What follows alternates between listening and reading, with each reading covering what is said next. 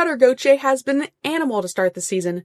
When you're being mentioned alongside league best like Connor McDavid and past Ducks legends like Teemu Selanne and Paul Kariya, you know you're witnessing something special. Ducks have not had to score like Cutter Gauthier since Stanley. No, I agree. They just have not. Brian Hayward said your name in the same breath as Teemu Selanne. How does that sound? Yeah, that's pretty cool. Obviously, a legend of the game, one of the best goal scorers to ever do it. So to hear my name in the same sentence as his, that's pretty special. Cutter entered the night third in the NHL in shots, despite playing 2 games fewer than MacKinnon and Matthews. But on a per-game basis, he led the entire league in shots per 60 minutes. By the end of the night, Gauthier wasn't just leading in shots, he was tied with MacKinnon and Matthews in the goal race. His first career hat trick brought him to 10 goals on the season, even with 5 other players, all of whom had played 1 to 3 more games than him. What's crazy is the Ducks didn't even need his goals in this one. They put up 7 against the Panthers. You know what that means? We get chicken. That's right. They get chicken. Granted, like I mentioned last week, it's a weaker Florida team, but they were stronger this time, with Bob back in net and the Rat Marchand back in too. Not that it mattered, even as the Ducks are missing some key players, and they even lost their most important player in the third on a very controversial call. But let's start at the beginning, because this game, it was pure fun chaos, exactly how the Ducks seem to like it this season. It was the man of the night who got things started. What a line by Allers. Behind the defense, off the bench, Gauthier scores! Look home with a stand-up at the blue line. Carlsson stretched past to a flying Gauthier off the bench, who ripped it 5-hole. Both Cutter and Leo extended their point streaks to 7 games, making them the first pair of NHL teammates aged 21 or younger to do that since Connor McDavid and Leon Draisaitl in 2016-17, and they aren't even playing on the same line together. Unfortunately, after a few penalties both ways, Marchand exited the box, lifted Lacombe's stick, and scored on the breakaway. The Ducks answered back with 2 straight power plays, one drawn by who else but Terry's face. On the second chance, Gauthier blasted a power play one-timer, set up by Carlson's dig and Terry's cross-eyes feed.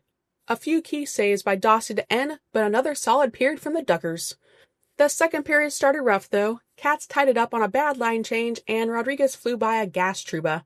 The Panthers then grabbed the lead on the power play, as it was too easy to get around Trouba, and Lacombe can't get inside position, and it's an easy tap-in in front. But the Ducks responded again on the PP, and Gauthier sealed his first career hat-trick with another power play bomb. 3 goals on 3 shots, tied for the league lead in goals. First player aged 21 or younger to score 9 in his first 12 since Connor McDavid and Auston Matthews back in 2018-2019. Pretty good company. Unbelievable. Game tied 3-3. Then the Ducks retook the lead just minutes later. Killer fired a shot, Palin crashed hard, and Nestorenko cleaned off the rebound to make it 4-3 Ducks. Early in the third, chaos hit. Carlsson was assessed a 5-minute major and a game misconduct for interference and head contact on Rodriguez. A highly controversial call. There was no intent. You think this guy would intend this? As the Ducks opened the power play, Terry entered the zone on the rush, dropped a pass from the slot. Carlsson was tracking through the middle and looked to make a play on the puck when he made contact with Rodriguez. You could maybe argue a 2-minute minor, but Rodriguez initiated much of that himself. Just a brutal call. Rodriguez did return and finish the game. Player safety will review the hit as it does with all head contact plays. And actually, never mind. Leo will have no extra hearing. If he did get anything extra, that would be complete BS. But unlike past Ducks teams, this group didn't fold. They buried the Panthers the rest of the way.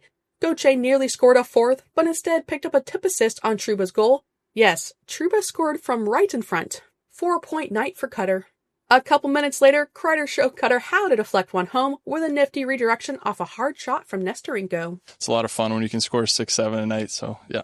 So the Ducks scored the touchdown and added the extra point on another relentless forechecking shift from the 4th line. Harkins finished the play, literally scoring while lying on his stomach. The 4th line even got rewarded with some late power play time, and Ross showed off a bit of flash before the horn. Ducks win 7-3. Ducks just the 3rd team in the last 30 seasons to score 7 goals or more in 3 of their first 12 games. Another statement game from the Ducks, maybe even better than their last one?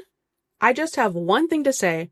What the duck did Greg Cronin do to this team last year? This has no resemblance whatsoever to last year's team. I will say that. The battle only gets tougher from here, though, but it seems this team is up to the task.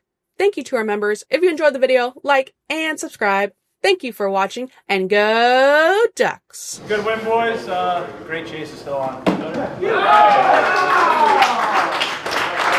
Thanks, boys. Great job tonight. It's been a good road trip, too. Yeah!